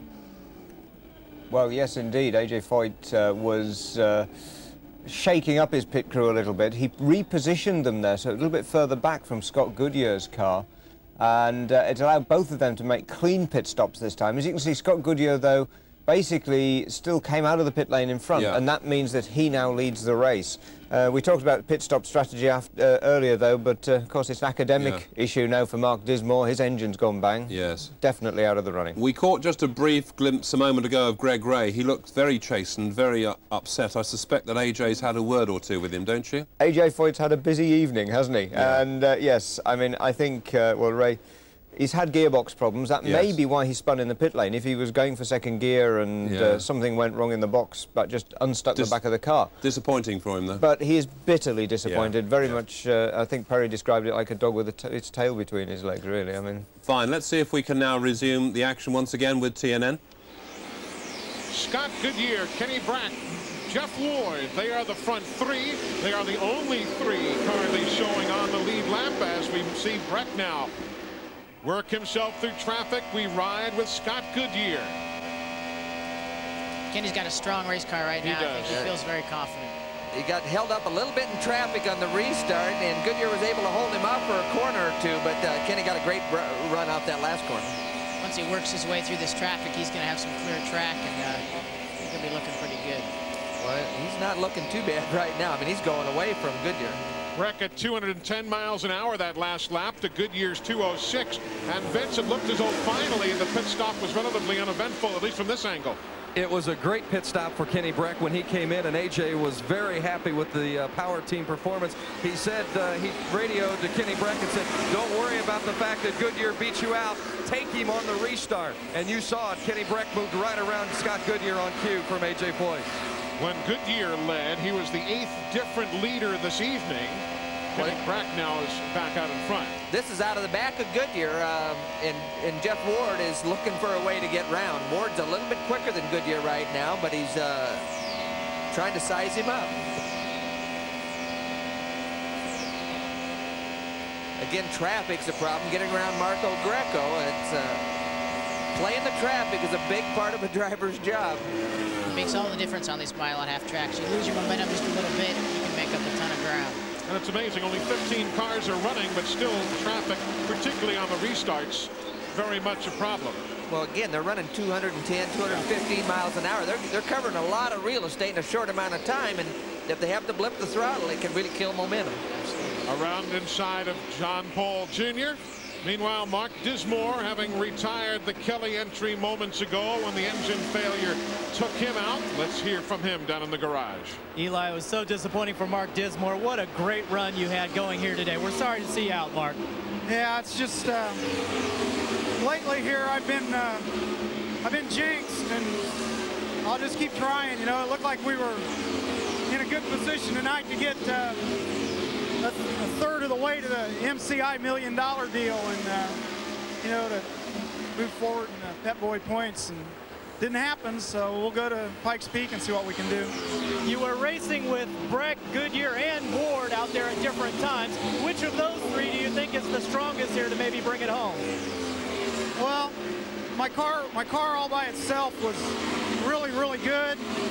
In traffic, it was a little bit sketchy, but I think for the way we had the thing strategized at the end, I think we would have, I think we had enough for everybody, to be honest with you, but we'll never know now. Again, sorry to see you out. Thank you. You heard Mark Dismore talk about that MCI Pep Boys $1 million bonus. Remember, if any one driver wins here tonight and at Atlanta and at the Las Vegas race, all of which you'll see here on TNN Motorsports, then that driver and somebody out there, one lucky fan, will split $1 million. You can enter at any Pep Boys location or on the internet at mciracing.com. And if any driver wins 2 of the 3 TNN telecasts down the stretch, well, that driver and a lucky fan will split $100,000. So keep an eye on that when you go by your nearest Pep Boys location. Well, we heard Dismore talk about his car was a little sketchy when it got in traffic. Ward is as quick as Goodyear. He catches him, but now the traffic, the turbulence off of Goodyear's car is causing Ward some trouble. And sketchy in traffic, I think that means you got to hold your breath a lot harder when you get the traffic. When the cars lose the air off the front wings coming off the corner, especially coming off of turn 4, it really, you got to hold your breath because you just don't know if the cars are going to turn. That's exactly what happens. When you lose the air off the front, you lose the downforce at the front end of the car, and the car won't turn. So you've got 2 options. One's to try to knock the wall down, the other one's to lift. But Vince, those guys are also 3.5 seconds behind the race leader now also. Right, Eli. Talked to John Barnes just a moment ago from Scott Goodyear's crew. He said they didn't have anything for Breck when Breck got by him. They're not as quick as Kenny Breck, but they feel as though if they stay up in the front, near the front, they can win this race in the pits. They believe that their Pennzoil Panther team is quicker than the other teams in the pits, and if it comes down to a last pit stop, they feel as though they may have an advantage. There you see the leader, and we'll go back 3 3/10 seconds from him to Scott Goodyear, and 3.5 seconds back from the leader Breck to Jeff Ward. Only 3 guys on the lead lap, and you've got Arie Luyendyk in 4th as you see that spread from the leader back to 2nd and 3rd. Arie is on a lap of his own in 4th. Then in 5th, John Paul Jr., Marco Greco, they are on their own lap, running 5th and 6th. You've got Stevie Reeves now up to 7th, ahead of Hamilton in 8th and Gregoire in 9th. But again, those 3 drivers all on their own lap. But some pretty good battles, particularly there, and a great run again for Stevie Reeves in his IRL debut tonight. Well, and Vince hit on a good point. I talked to the crew and John Barnes with the Goodyear team before the race, and they're real proud of their team in the pit stops. They've worked real hard on it. They've won a lot of pit stop competitions throughout the year, and they say they can make up the difference. And if they get a green flag stop, it could be a big, big factor in how this race ends up. Billy Bogey, you just have to finally just face reality, let the leader go, and worry about what you're dealing with right there. I think you do. You know, you can't push the car any harder than you can. John Paul Jr., he's running in 5th. He is slowing down at lap 165, within the fuel window, certainly, to take it the distance from here. But John Paul Jr. and the Visionaire team. Keep going. Okay, now come in. Had trouble spotting his pit stall. Yeah. 2 turns out of front wing. 2 turns out of front wing. Now they're saying 2 John, turns. reset fuel. 2 turns out of the front wing. That means the back of the car is loose, and drivers don't like to drive a loose race car. When the back end wants to step out, it's a very uncomfortable situation. We heard earlier a lot of the teams were putting front wing in. And when you put front wing in and run fast, it's a lot easier on the driver. But for whatever reason, that car's gone loose in John Paul, and that could be a handful of drive, can't it, Billy? Absolutely, and it's kind of unusual to get loose at the end of the race here at Charlotte, because usually the car tends to tighten up. You know, when we ran here last year, we picked up a big push at the end, probably cost us the race. I think. Yeah, so John Paul Jr.'s been in, Sam Schmidt's been in, Dr. Jack Miller, and the Michner is in with the bonnet off the back of that automobile. We're at lap 167 of 208. So how's your summer shaping up? Is it shaping up like Super League? Try! Brilliant! Magnificent stuff! It's moving at an unstoppable pace. Look at this! Let these boys brighten up your summer. So be part of the game that makes you smile. Terrific stuff to watch! The JJB Super League continues tonight live on SkySports 1. What a great game! In association with JJB Sports.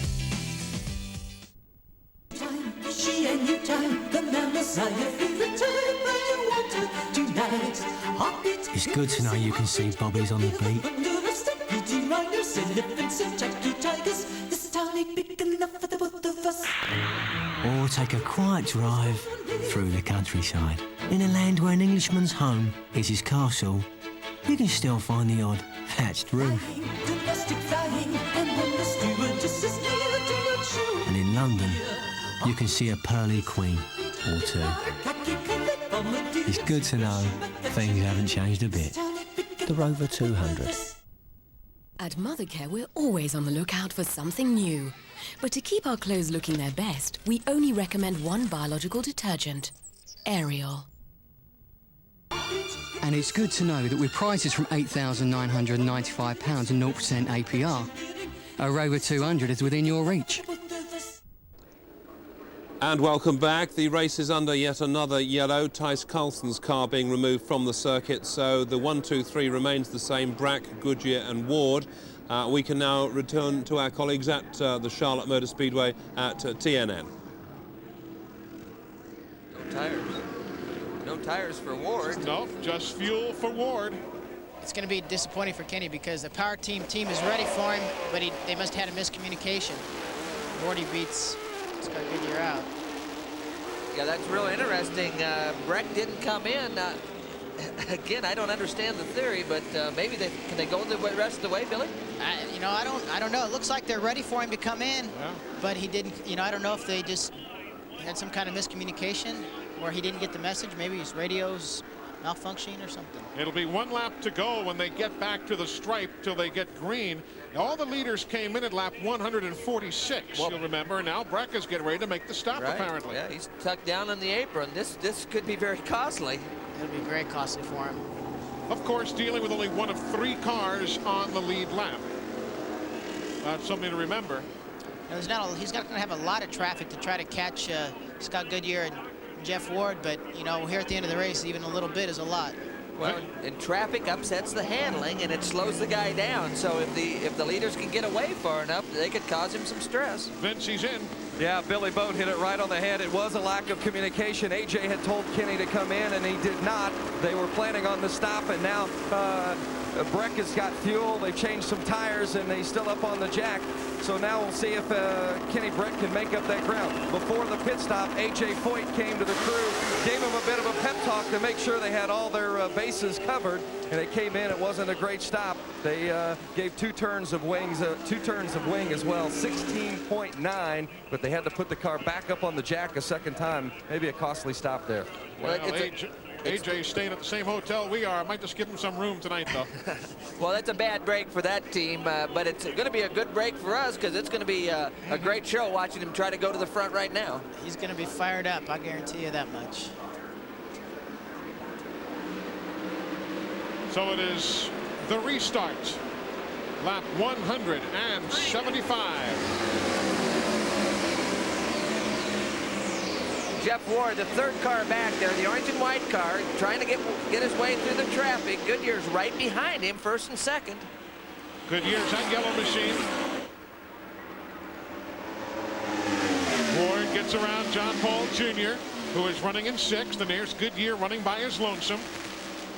Well, Ward's going to have some clean air now, and I think he was a little bit quicker than Scotty last time, but didn't have enough to get around. But now he's out in front in the clean air.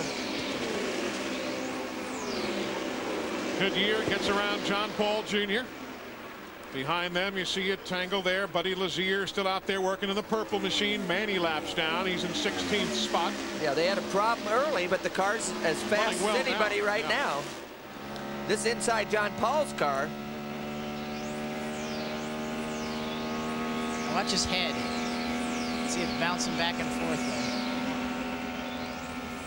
And that was on the straightaway that it moved around as much as anywhere. So I don't know if that's some air turbulence or what, but the wheel doesn't look too bad, as bad as his head did. Now here's Kenny Brack. He's going to work inside of Stefan Gregoire. Gregoire himself is in 9th, 6 laps down. And Brack is 4 1/10 seconds behind the race leader, around Dr. Jack Miller. John Paul Jr. next to negotiate. Well, you can see him right down in the bottom. He's able to jump back into the throttle quite a bit quicker than some of these other guys, so the car is hooked up, huh, Billy? He's definitely got a good handling race car right now. That the Power Team car is very good. It's just going to be a matter if Kenny can catch him in open racetrack. You know, you hate to see that big gap. And, you know, it's a lot to make up. He's 4 1/10 behind still. But what he really needs right now is some traffic. If Jeff Ward's got a lot of clear racetrack in front of him, if Kenny could get some traffic, he could make it up a lot quicker, but he's not going to have that advantage right now. Well, again, late in the race with attrition and things like that, the traffic sometimes thins out a little bit, so it's not maybe sometimes as big a factor late in the race as it would be earlier. Absolutely. Ward began the year, Bobby Gerald, with a 2nd at Orlando and a 5th at Phoenix, but it's been downhill since then until tonight. It would be huge if they could turn it around here, Eli, and on that last pit stop for Jeff Ward, they made a slight wing adjustment in the front, gave him a little more wing. They only added 5 gallons of fuel, but they already had some fuel on board. And the important thing to note here, guys, and I'd like for Billy Boat to talk about this a little bit, they've turned the dial now to full fuel, and his last lap was at better than 214 miles per hour. He's running about 3 or 4 miles per hour faster than he was when he had it at 90%, Billy. Well, they want to run, you know, they got to have full power right now. They know Kenny Brack's trying to catch him, and they need to be running as fast as they can here at the end of the race. Fuel's not a consideration. They're not going to run out of fuel, so right now it's just the fastest guy's going to win this race. Yeah, they actually got full power now. We noticed on the computer, Billy, you know, Ward's going a little faster, but Kenny Brack is 2 or 3 miles an hour quicker than what Jeff Ward's running right now, Eli, and so he's pressing the button down. 217 miles an hour plus as they get around Lazier. That is 2nd and 3rd, Goodyear and Brack. They are now 2 seconds behind the leader, so they are closing on Ward. Well, it didn't take Kenny long to get to Goodyear, so let's see if Goodyear is going to present a big problem or a small problem for Kenny Brack. He's catching him pretty quick, and he's running pretty fast. This is out the back of Goodyear's car. This is for 2nd place. Kenny's going to have to lift a little bit right there. But well, you can see how much lower in the racetrack he's running. That's right in the middle of the corner just a minute ago, and he's able to run right around the bottom. That's for 2nd place. Brack's got him at lap 184 of 208. And Vince Goodyear tried to hang with him, just finally had to give up. Yeah, Eli, it's similar situation to what we told you about before when Goodyear didn't have anything for Kenny Brack for the lead earlier. Just does not have the power in this G-force to run with these guys tonight. They did not test here. They made slow progress during the course of the week. And as we mentioned, they felt if they could stay close and maybe win it in the pits, that would be their best chance. But obviously, they don't have the power to run with the front 2 cars out on this 1.5 mile track. Well, they don't have the power, and now they're not going to get the green flag stop that they needed to maybe try to close the gap on these guys. So they've done a great job with the G-force. Again, Goodyear and the G-force chassis is compared to the guys on both sides of them in Dallara. Isn't Jeff Ward has a G-force too, doesn't he? That is correct. You're right. Yeah, so he's for got that G-force of Jeff Ward's working very well. Kenny's coming hard. He looks just like he's got fire in his eyes right now. You know, Kenny Brack is fire in his eyes is pretty intense. I've never figured out who's the translator, who's interpreting Swedish to Texan in that team. I do that. You do that? I do that. Yeah, that's probably what happened on that stop. Kenny couldn't understand him. 20 laps to go for Jeff Ward, Bobby Gerald. Eli, he does have the G-force chassis, but coming into this race, Mitch Davis and Jeff Ward both said that they had a killer motor in this number 35. Evidently, they found something in the development of their camshaft, and that's the reason why they thought their motor would serve as a little bit of an equalizer, even though they had the G-force, which is considered kind of second fiddle to the Dallaras on the big racetracks. So that's the technical end of things, but right now the numbers and stories are very simply put. Ward, Brack, and Goodyear. AJ's hoping his man can pick up one more spot. And welcome back to the exciting closing stages of the Visionaire 500. While we were on the break, we were watching the pictures coming in from America while our colleagues were on a break, and it's a terrific tussle between Jeff Ward and Kenny Brack. And Kenny Brack, in fact, has just taken the lead in a marvellous move. We can now go back to the live pictures coming from the Charlotte Motor Speedway. Let's rejoin our colleagues in the States. Look at the run run Kenny got on the outside, but now he's scraping. He's right up on the edge of the groove. He's up in no man's land up there. And that's white knuckles there. And then this is for the lead with Greco and that red machine. Again, Ward tries the high side. He gets up on the edge of that cushion, and it's just hard to get any kind of grip up there. And Kenny's got a phenomenal race. A big man likes what he sees. A.J. Foyt can smell victory lane about 9 laps away. Knocked his watch loose there. He was so excited on that pass. Brack was 5th in this race last year. Again, it was interesting. It took Kenny a few laps to get by. He closed the gap, but then he'd get the turbulence. And if Wardy could have kept him back a few more laps, he might have been able to heat up the right front tire on Breck and really cause that pass not to happen. But they got to traffic, and that gave Kenny an opportunity to get a little bit of a run. And Bobby, once he got by him, now he's pulling him by 2.5 seconds. Yeah, it was very interesting, Eli. Just a moment ago, Jeff Ward's guys all were out over the wall, laid out for Wardy to come in. He had reported a vibration in his number 35 machine. They've now come back over the wall, and I don't know if the vibration went away or what happened there, but apparently they've decided to go ahead and soldier on here to the finish because we only have about 8 laps to go. Well, a lot of times, you know, in that traffic, you saw Ward was up very high. You get into the marbles, and you can pick that up on the tires, and sometimes that'll cause a vibration until you run a few more laps and get it scrubbed off. So the groove these guys are running to race 3 abreast can cause some vibrations. I would bet. You see Buddy Lazier right behind in that purple machine. He's showing right now some 40-some-odd laps down in 13th position. But finally, will try and work himself free here. Now the leader is in race traffic. Down low, you can see him 3 wide down low. Around Tice Carlson and Dr. Jack Miller right there.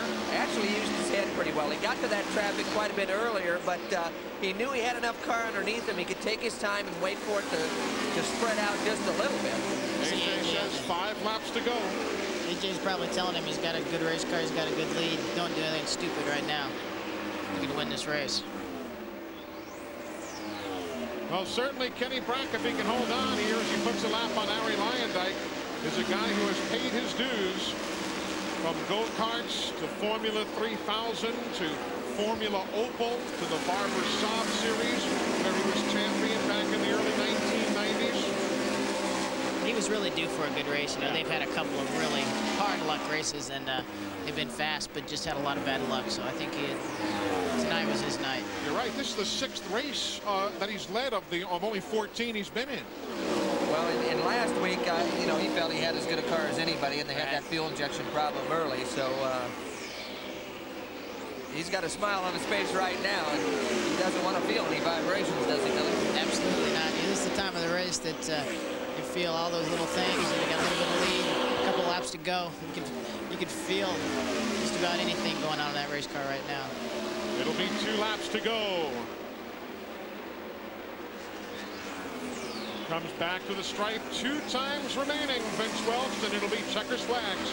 It's all smooth for Kenny Brack. The car running very well. Obviously, he's pulling away from all the other contenders. The main point here for Kenny, be careful going through the traffic. Otherwise, it's home free to the checkered flag. Turn 3 and 4. Ryan Howard has the white flag in hand. One more time around the 1.5 miles. It's really great for the power team and the whole AJ Foyt team. You know, that team has struggled a little bit, and I feel really happy for them. They really needed this. 32-year-old veteran from Karlstad, Sweden. And as we mentioned, he has tried and tried, and on his 14th try, Kenny Brack is going to victory lane in the Pep Boys IRL. He wins the Visionaire 500 for A.J. Foyt and the rest of the team. And a dominating victory by 5 6/10 seconds on Jeff Ward. Well, it really was. With all the trouble they had in the pits and things like that, they overcame all those problems to get to the checkered flag. A.J. Foyt with a big old smile on his face, Vince. AJ indeed is very happy as his team avoided problems in pit lane tonight. Both Greg Ray and Kenny Brack's team. AJ, congratulations. Kenny had a great run tonight. and you guys avoided some problems, but you got it there. All the screw-ups we made, and then he missed the pits. It looked like it wasn't our night, but boy. He missed the pits. Did you think that cost you the race? Well, I really did, and like I said, we turned the hell out of the motor, and K-Tech I owe a lot of thanks to, because baby was hitting the rib limiter, and it stayed together. Well, AJ Foyt, quite naturally, a happy man. Kenny Brack, a deserving winner of a terrific race. Brief final word from you, Steve. Very popular winner. Brilliant race. Couldn't happen to a nicer guy. And Perry, terrific race in the end, wasn't it? It was worth waiting for. I'm delighted. Kenny used his head. He was very, very quick all the way through. Took some big chances as well. Very brave driving. I'm delighted. And all in all, I think we deserved it, didn't we? I mean, you know, we sort of sat through a lot of racing and we got there in the end. It was a good race, though. Good race. A lot of close, exciting racing. And yeah. Well, Steve and Perry, thanks very much indeed for joining me. I'm glad you enjoyed it. I hope you enjoyed it at home. In the meantime, from all of us here, it's bye for now.